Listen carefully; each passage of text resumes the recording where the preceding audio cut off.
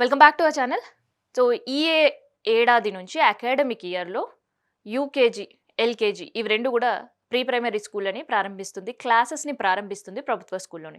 మరి వాళ్ళకి క్లాసెస్ ప్రారంభించాలంటే ఇన్‌స్ట్రక్టర్లు, ఆయాలు ఇద్దరు గూడా ఉండాలి గాబట్టి, ఆ పోస్టుల భర్తీలకి గ్రీన్ సిగ్నల్ ఇచ్చింది. నోటిఫికేషన్ గూడా జారీ చేసింది. సో, మరి ఆ నోటిఫికేషన్ జారీ చేసిన తర్వాత టైం అయిపోయింది అని తొందరపడే వాళ్ళ కోసం కూడా వెసులుబాటు కల్పిస్తుంది. సో, అసలుకి ఏంటి ఇన్‌స్ట్రక్షన్స్ అండ్ వాళ్ళ విద్యా అర్హత ఏంది? అండ్ ప్రెజెంట్ ఆల్రెడీ ఆ నోటిఫికేషన్ పడిన తర్వాత అప్లికేషన్స్ జోరు గూడా అందుకుంది. సో, ఎలాంటి వాళ్ళు ఎక్కువ మంది అప్లై చేస్తున్నారు. ఇట్లాంటి విషయాలను గూడా తెలుసుకుందాం. సో, అందరూ గూడా తెలిసిందే ఈ ఏడాది నుంచి LKG, UKG. So, LKG, UKG ఉండే ప్రభుత్వ స్కూళ్ళల్లో 2769 స్కూళ్ళు ఉండబోతున్నాయి. అంటే దానికి డబుల్ ఆఫ్ స్ట్రెంత్. ఇక్కడ ఒకరు ఇన్‌స్ట్రక్టర్, ఒకరు ఆయా. సో, ఇన్‌స్ట్రక్టర్‌కి సంబంధించి ఒకరు, ఆయా ఒకరు ఉంటారు. మరి ఇన్‌స్ట్రక్టర్ ఏంటి అంటే ఇన్‌స్ట్రక్టరే టీచర్ రోల్ అక్కడ ప్లే చేయబోతున్నారు. ఆ ఇన్‌స్ట్రక్టర్‌కి సంబంధించిన వయో పరిమితి, ఏజ్ లిమిట్ 18 ఇయర్స్ నుంచి 44 ఇయర్స్ వరకు ఉండొచ్చు. అండ్ దాంతో పాటు ఇంటర్మీడియేట్ కంప్లీట్ అయ్యి ఉండాలి. అండ్ దాంతో పాటు చైల్డ్ ఎడ్యుకేషన్‌కి సంబంధించి, హెల్త్ కేర్‌కి సంబంధించి వాళ్ళు ఏదో ఒక కోర్స్ చేసుండాలి. కానీ అట్లాంటి కోర్స్ చేసిన వాళ్ళు చాలా అరుదుగా ఉన్నారు. సో, ఇంటర్మీడియేట్ అర్హతతో అప్లికేషన్ చేసుకోవచ్చు. మరి ఆయా పరిస్థితి ఏందంటే, ఆయా మినిమమ్ 7థ్ క్లాస్ పాస్ అయ్యి ఉండాలి. ఆమె ఏజ్ లిమిట్ కూడా 18 ఇయర్స్ టు 44 ఇయర్స్ వరకు ఉండొచ్చు. సో, ఇది ప్రభుత్వం పెట్టిన రూల్ అండ్ రెగ్యులేషన్. అండ్ మెయిన్‌గా వాళ్ళు స్థానికులై ఉండాలి. అండ్ ఈ ఉద్యోగ రిక్రూట్‌మెంట్‌కి స్థానికులకే ఫస్ట్ ప్రిఫరెన్స్ ఉండబోతుంది. అండ్ మహిళలకు మాత్రమే ఇది ఒక ప్రత్యేకమైన జాబ్ కోటా అని చెప్పొచ్చు. సో, ఈ జాబ్స్‌కి కేవలం మహిళలు మాత్రమే అర్హులు. సో, మరి ఇప్పుడు ఆల్రెడీ నోటిఫికేషన్ వచ్చిన తర్వాత అప్లికేషన్ ఎంఈఓ ఆఫీస్‌లో గుట్టలు గుట్టలుగా పడి ఉంటున్నాయి. సో, ఇక్కడ ఇంకో పెద్ద ట్విస్ట్ ఏంటి అంటే అర్హత ఇంటర్మీడియేట్ అయినప్పటికీ B Ed, PG, post graduates and స్పెషల్‌గా ఉండే వాళ్ళందరూ కూడా ఇంటర్మీడియేట్ పై చదువులు ఉండే వాళ్ళే ఎక్కువ మంది ఈ జాబ్‌లకి అప్లై చేస్తున్నారు. ఇంకా చెప్పాలంటే ఈ ఉండే 2769 ఆయా పోస్టులకు కూడా 7థ్ క్లాస్ పాస్ అయితే చాలు అని ప్రభుత్వం చెప్పినప్పటికీ కూడా ఇక్కడ బీఎడ్ చేసిన వాళ్ళు, టెట్ చేసిన వాళ్ళు, పీజీలు చేసిన వాళ్ళు, స్పెషల్‌గా మాస్టర్స్ చేసిన వాళ్ళు, డిగ్రీ చేసిన వాళ్ళు కూడా ఆయా పోస్టుల కోసం పోటీ పడే పరిస్థితి. సో, మరి ఇంత పోటీ పడుతున్నారు. వీళ్ళ జీతాలు ఎంతో ఉంటాయని అస్సలు అనుకోవద్దు. ఎందుకంటే ఇన్‌స్ట్రక్టర్‌లకి 8,000, ఆయాలకు 6,000 మాత్రం.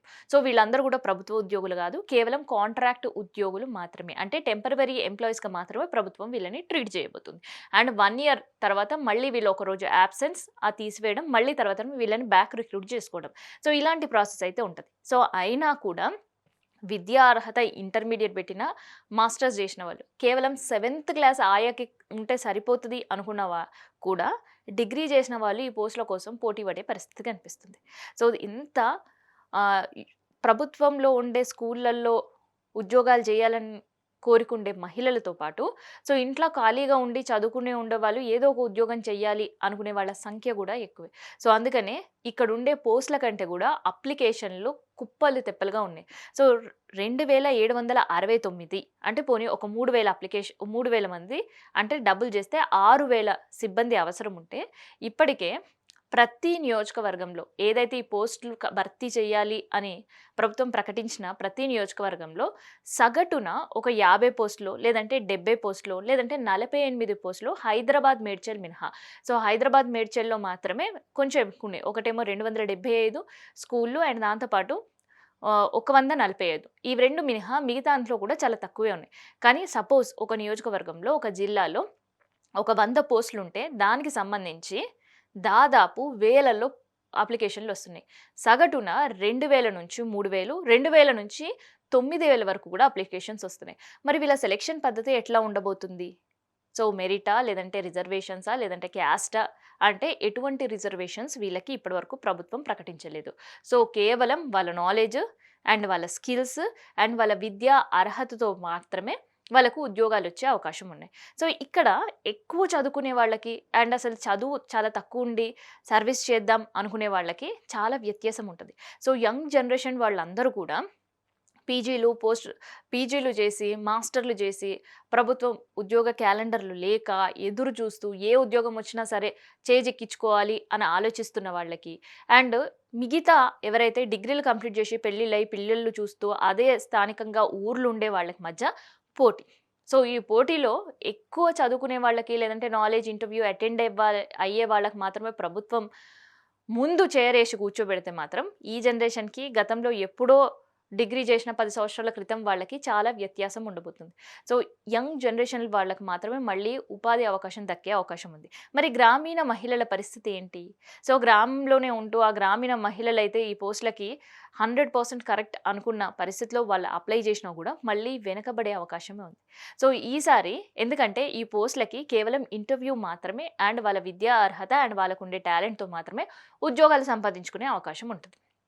ఎట్టి పరిస్థితిలో రిజర్వేషన్ లేదు, రిటన్ ఎగ్జామ్ గూడా లేదు. అండ్ ఎవరో సిఫారసు జేసే పరిస్థితులు కూడా చాలా లేవనే వినిపిస్తున్నాయి తప్ప, రిక్రూట్‌మెంట్ పూర్తయ్యి వాళ్ళు కొత్త కొలువులకు 16వ తారీఖున ఎక్కితే తప్ప, ఈ వివాదం మళ్ళీ తెరపైకి వచ్చే పరిస్థితయితే ఉండదు. సో, మరి ఈ మహిళలు పోనీ ఇన్‌స్ట్రక్టర్‌గా అయితే వీళ్ళు పోటీ పడుతున్నారు.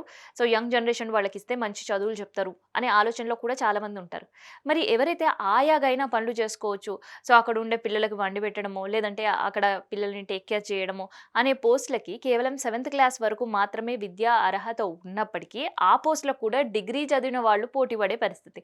సో, గ్రామీణ మహిళలకు ముందు పీటేస్తాం అండ్ గ్రామీణ మహిళలకే ప్రయారిటీ ఉంటది అని చెప్పినప్పటికీ కూడా, ఇక్కడ ఈ పరీక్షల్లో గావచ్చు, రిటన్ ఎగ్జామ్ లేకున్నా గావచ్చు, ఇంటర్వ్యూలో గావచ్చు, లేదంటే విద్యార్హతలో గావచ్చు, ఇక్కడ ఆయా పోస్ట్‌లో గూడా స్థానికులు అనర్హులుగానే మిగిలిపోతారేమో అనొక భయం గూడా గ్రామాల్లో కనిపిస్తుంది. సో, అప్లికేషన్ వాళ్ళు ఎంఈఓ ఆఫీస్‌లో పెట్టుకున్నప్పటికి గూడా, సరే పెట్టే పరిస్థితులున్నాయి గాబట్టి పెట్టాం. కాకపోతే ఉద్యోగం వస్తదనే నమ్మకం లేకుండా పోయింది. సో, మరి ఈ వ్యత్యాసాన్ని ప్రభుత్వానికి సంబంధించిన కమిటీ వేసి, వాళ్ళకి సంబంధించిన ఇంటర్వ్యూలు పూర్తయితే తప్ప తెలియదు.